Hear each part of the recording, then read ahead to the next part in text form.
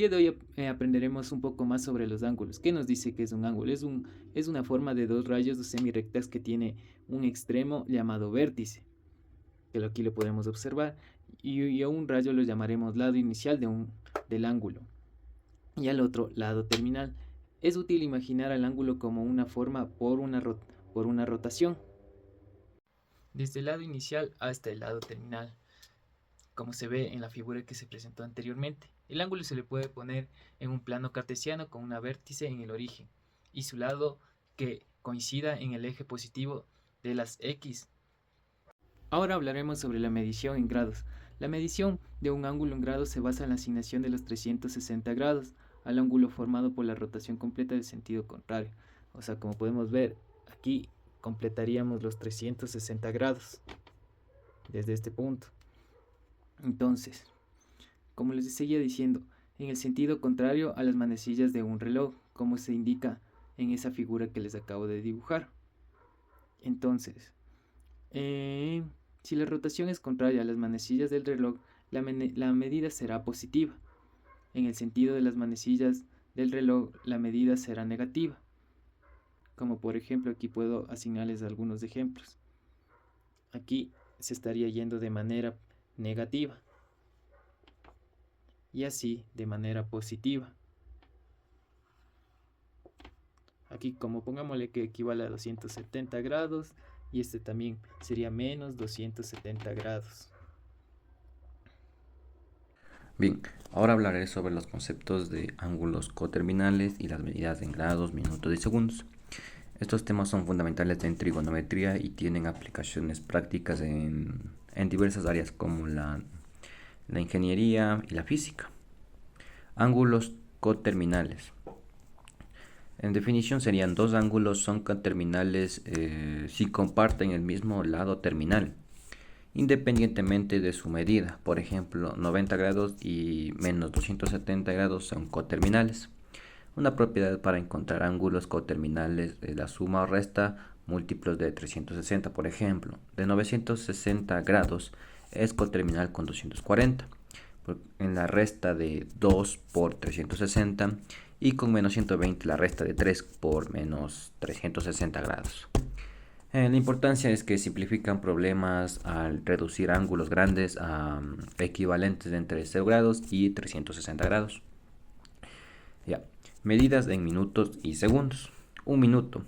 La conversión sería un minuto es igual, un grado, perdón, es igual a 60 minutos y un minuto es igual a 60 segundos. Listo. Vamos con un ejemplo. 86.23 grados se convierte a 86 grados de 13 minutos 48 segundos, multiplicando la parte decimal por 60. Para revertirlo, 17 grados 47 minutos 13 segundos sería igual a 17 más la fracción 47 sobre 60 grados más la fracción 13 sobre 3600, que esto nos daría igual a 17.78.69. Aplicación: esto es usado en topografía y astronomía para mediciones precisas. Como conclusión tenemos que los ángulos coterminales nos ayudan a trabajar con rotaciones completas, mientras que la notación en minutos y segundos permite mayor precisión. Medida en radianes. En el cálculo, la unidad más cómoda para medir ángulos es el radián. La medida de un ángulo en radianes se basa en la longitud de un arco del círculo unitario. ¿Qué es un radián?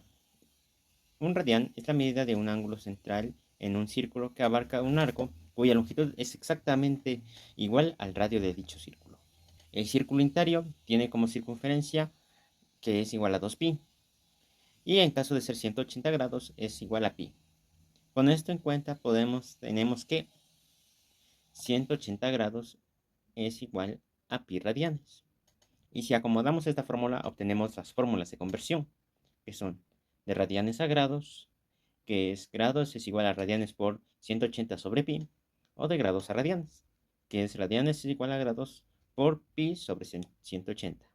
Bien, ahora hablaremos sobre la terminología de algunos temas. Bien, empecemos con los ángulos. Un ángulo de 90 grados se llama ángulo recto.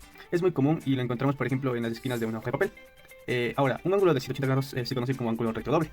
Esta forma una línea recta. Bien, ahora, si usamos radianes, que es otra forma de medir ángulos, entonces pi medios radianes equivale a 90 grados, es decir, un ángulo recto. Y pi radianes equivale a 180 grados, o sea, un ángulo recto doble. Bueno, pasamos a los tipos de ángulos. Bien, un ángulo agudo mide entre 0 grados y 90 grados, o entre pi medios y pi radianes, son más abiertos. Bien, algunos ángulos se pueden combinar. Por ejemplo, si dos ángulos agudos suman 90 grados, se llaman ángulos complementarios. Y si dos ángulos positivos suman 180 grados, se llaman ángulos suplementarios. Bien, ahora pasemos a los triángulos. Bien, un triángulo que contiene un ángulo recto se llama triángulo rectángulo. Tiene tres lados, dos catetos que forman un ángulo recto y una hipotenusa que es el lado opuesto al ángulo recto y también el más largo. Bien, estos lados cumplen la famosa relación pitagórica, que sería a al cuadrado más b cuadrado es igual a c al cuadrado, donde a y b son catetos y c es la hipotenusa. Finalmente tenemos los ángulos cuadrantales. Un ángulo cuadrantal es aquel cuyo lado terminal coincide con uno de los ejes del plano de cartesiano. Por ejemplo, 90 grados o pi medios radianes es un ángulo cuadrantal porque su lado terminal apunta directamente hacia el eje. Bien, ahora pasemos a un nuevo tema. Vamos a hablar sobre la longitud del arco. Primero empezamos por entender qué es un arco. Bien, un arco es simplemente una parte de la circunferencia de un círculo. Y si queremos saber cuánto mide ese arco necesitamos datos como el ángulo central que lo abarca y el radio del círculo. Bien, ahora, el ángulo central. El ángulo es el ángulo cuyo vértice está en el centro del círculo. Cuando ese ángulo abarca a una región del círculo, a esa posición se le llama sector circular. Y la curva del borde de ese sector es lo que conocemos como arco. Ahora, si medimos ese ángulo central en radianes, podemos usar una fórmula muy simple para calcular la longitud del arco. La fórmula de esta sería C es igual a R por teta, donde S es la longitud del arco, R es el radio del círculo y teta es el ángulo central en radianes. Esta fórmula viene de una proporción. Pensemos que una vuelta completa al círculo es un ángulo de 2 pi radianes y tiene una longitud igual a la circunferencia completa, que es 2 pi r. Entonces, si el ángulo que abarca el círculo es una fracción de esa vuelta completa, la longitud del arco será también una fracción de 2 pi r. Ahora, si necesitamos encontrar el ángulo en radianes, también podemos despejar la fórmula, que nos quedaría teta es igual a S sobre r. Esto significa que al conocer la longitud del arco y el radio del círculo, puedes hallar cuánto mide el ángulo central. ¿En dónde se aplican los temas aprendidos? Lo vemos en el diseño de rampas y escaleras, en el cálculo preciso de pendientes usando funciones pitagóricas, en la nivelación de terrenos con el uso de ángulos de elevación, en el trazo de estructuras, techos y cubiertas con el cálculo de inclinaciones óptimas para el drenaje y resistencia estructural. ¿Cómo vinculo lo aprendido con mi carrera?